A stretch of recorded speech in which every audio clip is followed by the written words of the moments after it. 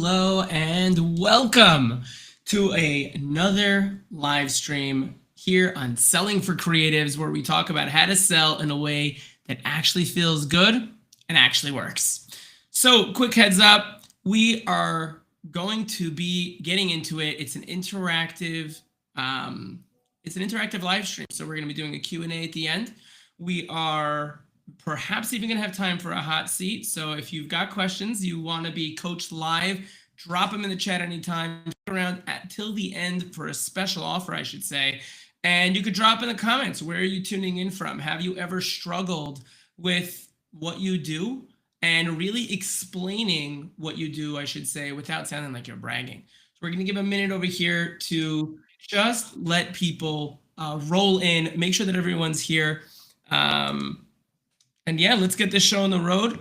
Let's show people over here we are live. So let's go ahead and post that up so people know we are rolling. We are rolling. So let's just make sure that everything is working smoothly. If you can hear me, please give me a thumbs up. I do see that there are a couple of people that are live here with us today already, coming in from YouTube, from LinkedIn, and I would love to make sure that all the fine people that are here are able to hear. That would be amazing. And yeah, let's get the show on the road. Okay, so before I ever became a sales coach, I started off in a pure sales role. And what I mean by that is I was cold calling all day long, setting meetings even for other people to close and to give demos and things like that. And I wasn't even closing deals myself yet. That came later, a few months in. And in those early days, right when I first started, I was handed a script, and very quickly something just felt off, right? The script was focused on us. It was focused on our features, why we were amazing, and what made our company special. And one day I just decided, you know what? People are tuning in. They're not tuning in. They're zoning out. And I decided to flip it. I started asking about them, what they were frustrated with, what wasn't working, what actually was needed from a system like the one that we were talking about. And that simple shift ended up taking the process from let me pitch you to let me understand you. And this is going back literally the first couple of weeks of my career. And it completely changed the results. I'm going to come back to this, but it stuck with me ever since. And ultimately, that's what we're going to be unpacking today: how to sell without really talking about yourself, right? And that's really what today is going to be all about. So for those of you who don't know me, my name is Jakob Steinberg. I'm a sales coach for creatives. I help agency owners and solopreneurs land high-value clients without having to feel like a salesperson. And ultimately, when I started doing this full time, just about 6 years ago now, I saw that creative agencies, solopreneurs alike, are amazing at their craft, but they run into two common struggles. And that's going to be feast or famine sales, where they're getting clients, but it's inconsistent. 1 month they could be booked solid, the next they're scrambling for leads. And alternatively, it could just be that, selling feels awkward. They don't want to sound pushy. Being nice isn't exactly helping them either. And they might be really good at what they do, but not having a clear sales process is holding them back. So they're stuck working project to project, relying on word of mouth, and just hoping for the best. And the shift I was making with them wasn't just an understanding how to sell, but it was so much more than that. It was in positioning themselves so clients are coming to them. It was mastering sales without feeling salesy, clarifying their offer and their sales process, really building confidence in how they sell, so they not only knew who to talk to, what to say, where to find the people they need to speak to, how to say the things they needed to, but do all that without feeling like they were chasing people.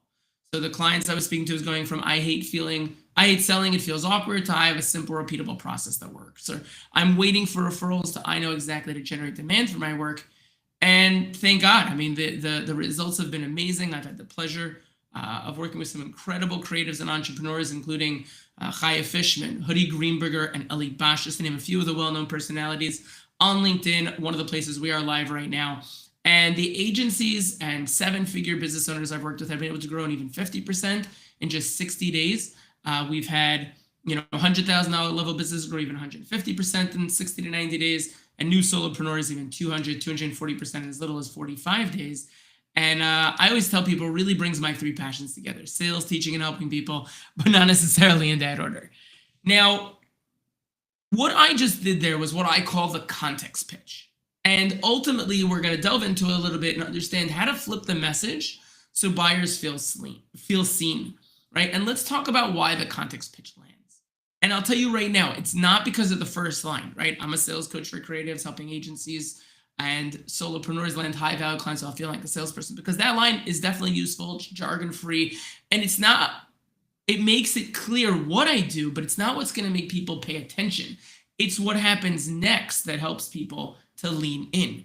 It's when I tell them a story, right? Whether I'm telling the story of my background, whether I tell the story that they find themselves in today, it is the story that ultimately they are experiencing. And that is a huge piece for them, right? Because people then lean in and go, hey, wait a minute, that's me, right? So for example, when I say it, it's, when I first started about 5-6 years ago now, I saw that creatives were amazing at what they did, but they stuck on a feast or famine cycle, sales feeling awkward. They didn't want to sound pushy, but being nice wasn't helping them either, right? And when we are able to tap in to what it is that is going to truly make people feel seen, feel heard, that is going to be the difference between them being interested in you and them not being interested in you, right? So let's delve into this a little deeper. And here's what most creatives, I think businesses in general, miss, right? You're starting with what you do, when in reality, you need to be starting with why it matters, right? So you're leading with services when you should be leading with relevance, or you're trying to establish credibility before you've ever created resonance, right? And the question that then automatically has to be asked by us is, okay, but how do I go about that? Okay. Now, before I jump into it, let's just see who is tuning in here. Mohammed, thank you so much for joining us. Really appreciate you. Thank you very, very much for being here today. And I just want to make sure whoever is here, you can drop into the chat, like I said earlier, where it is you're coming in from, different things you might have experienced in the past and, in regards to this conversation we're having here today. And if you'd like to jump, on a hot seat as we go through this process. So just going to take a second here, make sure to drop into the chat, the information everyone can put in there. Great. Awesome. Okay, so let's jump into the actual teaching side of this. Okay, so the first step in this process essentially is really making the buyer the hero. Okay, it's opening with their world, reflecting on their pain that they're going through. And for me, that would sound, hey, most of the people I work with are doing great work, but their sales process just feels totally unpredictable. They're undercharging, they're burning out, and afraid that raising their price will scare people off. Does that sound familiar? Now, I might actually be able to use that in many different capacities. You could actually probably use that on a cold call. You could use it in the context pitch. For me, I like to, utilize the two that I mentioned earlier, but it's making them the hero as opposed to making myself the hero. It's reflecting their pain. What are they going through within the process? And when we tap into that, they're much more ready to lean in, okay? That's gonna be the first step. The second step is going to show them the shift, right? So in the context pitch, you can find more information about the context pitch in my profile in the experience section under Yaakov Steinberg Sales Coaching. There's going to be a bunch of PDFs there. One of them is about the context pitch. There's even a link in there to a Google sheet that you can actually create your own. If you do so, please feel free to send it to me. I'm happy to give you a quick audit on it. But within the context pitch, there are 4 parts to it, right? The first part, what exactly is it that you do? The second is going to be the relevancy and pain. Really delving deeper into the story of how you got here or what's going on in their world where they're going to feel a resonance with you, the pain they're experiencing, and the solution you offer. And then the third part's going to be, as I mentioned earlier, it's going to be that social proof as well as the impact and results. So when we're talking about the second part, which is the story, you need to show them the shift. Once they feel seen, you want to give them the before and the after contrast.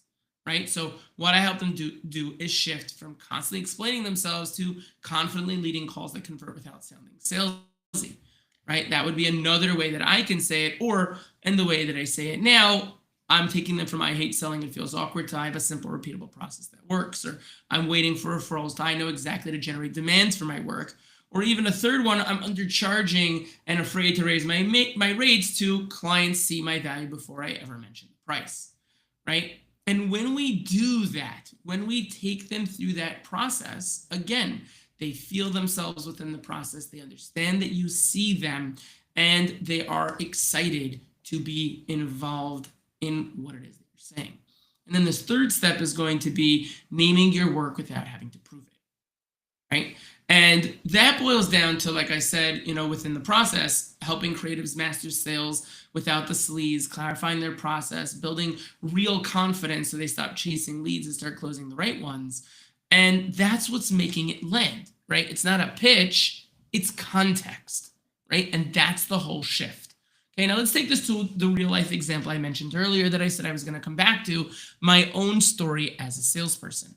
So back when I was a salesperson, as I mentioned earlier, when I wasn't even closing deals yet, I was just trying to set people up on the phone long enough to keep people on the phone long enough to care so that I could get them to a meeting. That was the job that I had. It's called an opener. And what I was handed was a script, feature after feature. There was buzzwords, everything about how we were amazing, why our product was the best, why our system was better off than the competition.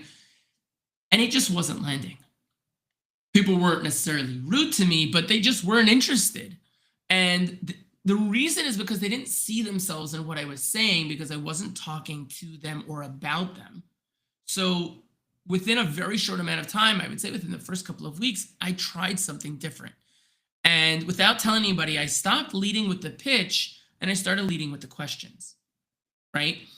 Making sure that because I understood already at that point what was going on and what they were experiencing, because I had done the work of asking the questions of what were the hardest parts that they, were challenged with? What have they done to try to solve it?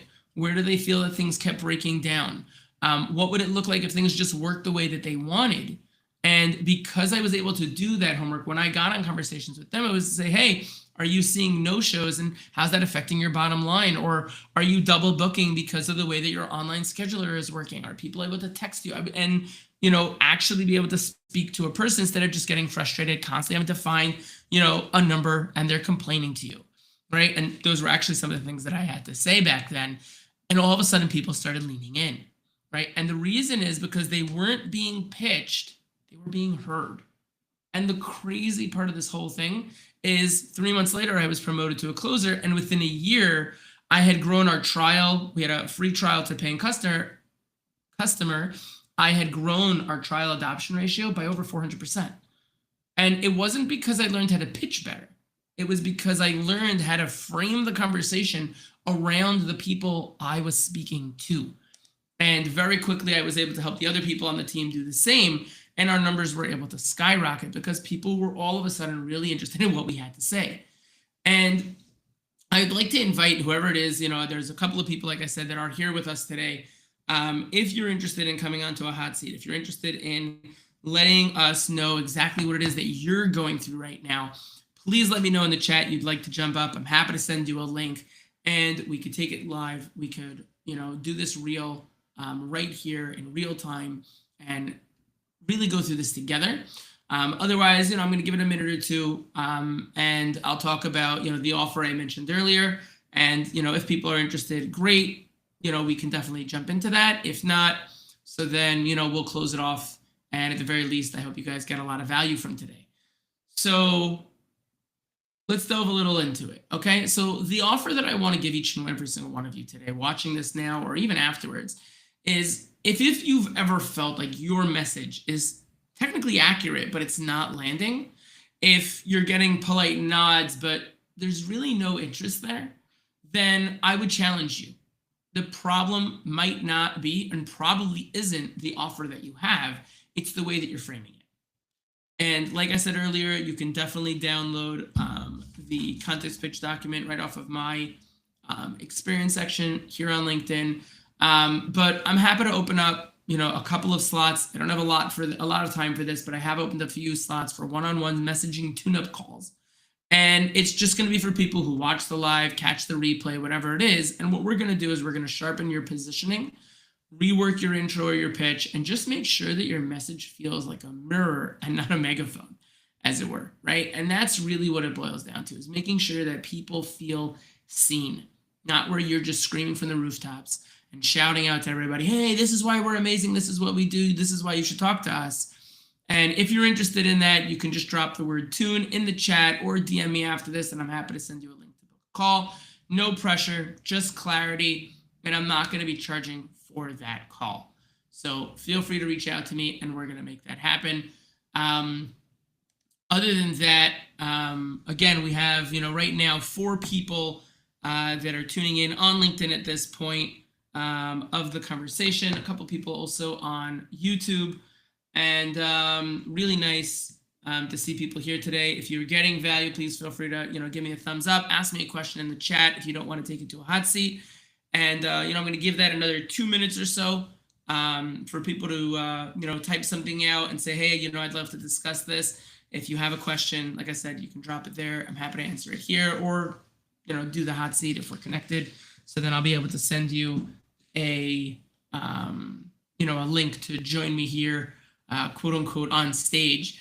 But that's really where it's at. And I think that one of the biggest things is I, wait these 2 minutes for people to join, to people to put into the chat, or to, offer to jump on stage. I think that some of the biggest pieces that really get shifted within this conversation, when people really are able to get really good and comfortable with putting themselves out there in the right way, where they're not talking about themselves, but they're talking about the person that they're trying to help, and they make it about the service of that person instead of trying to get a sale.